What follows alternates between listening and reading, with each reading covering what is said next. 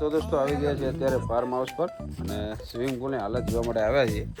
તો ભાઈઓ મારા વિચારી રહ્યા છે કે હવે સાફ કઈ રીતે કરશો આને. So hello everyone, very good morning, જય શ્રી રામ બધાને અને સ્વાગત છે તમારા આજના નવા બ્લોગમાં. તો મિત્રો ગુડ મોર્નિંગ તો નથી અત્યારે, કેમ કે વાગી ગયા છે સાંજના 5 વાગવા આવ્યા છે અને ગરમીનો પારો એકદમ વધારે ચડી જ રહ્યો છે, ફૂલ ગરમી વધી ગઈ છે હવે.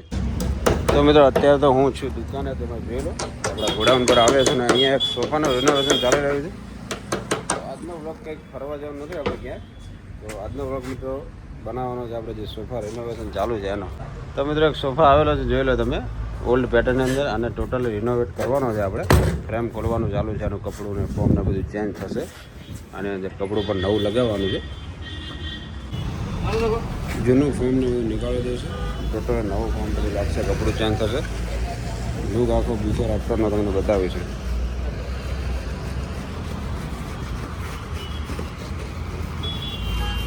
કોર્નરનું મિત્રો ફોર્મ ને બધું નીકળી ગયું છે. હવે બીજા 2 સોફા પણ મળેલા છે, એને પણ આખા ખોલવા જ પડશે અને પછી આગળનું બધું કામ ચાલુ થશે.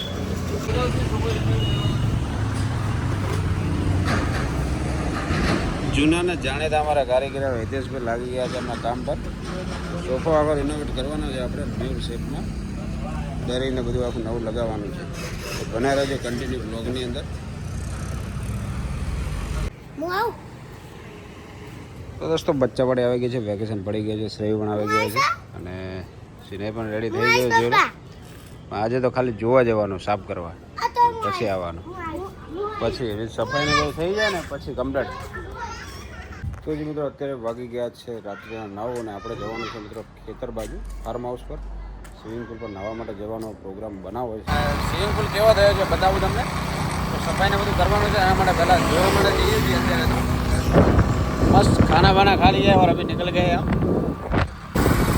लाइटो भाई वीआईपी नंगावी है, जो लो अजय भाई ऐसे तो नहीं होता है.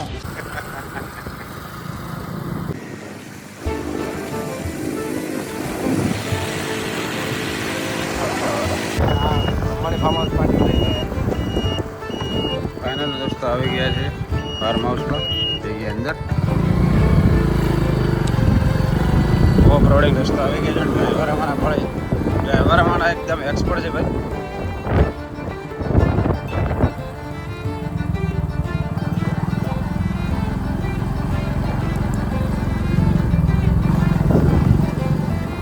હવે તો એટલે માટી રહી નથી, પાણી છાંટી કમ્પ્લીટ કરેલું છે.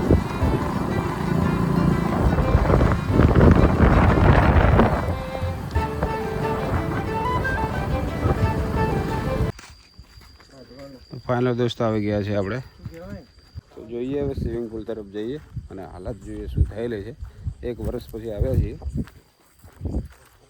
ખ્યાલ આવે ત્યાં જઈને જોઈએ, બતાવું તમને.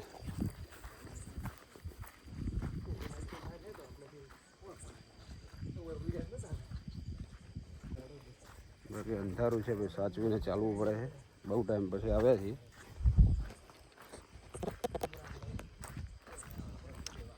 સ્વિમિંગ પુલ તો બનાવ્યો તો પણ મેન્ટેન રહેતો નથી, કેમ કે આવવાનું થતું નથી. એટલે હવે જોઈએ અત્યારની હાલત શું છે, બતાવું તમને.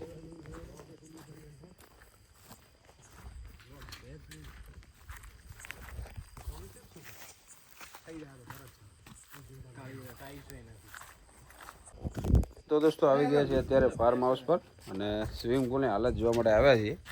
તો ભાઈઓ મારા વિચારી રહ્યા છે કે હવે સાફ કઈ રીતે કરશો આને.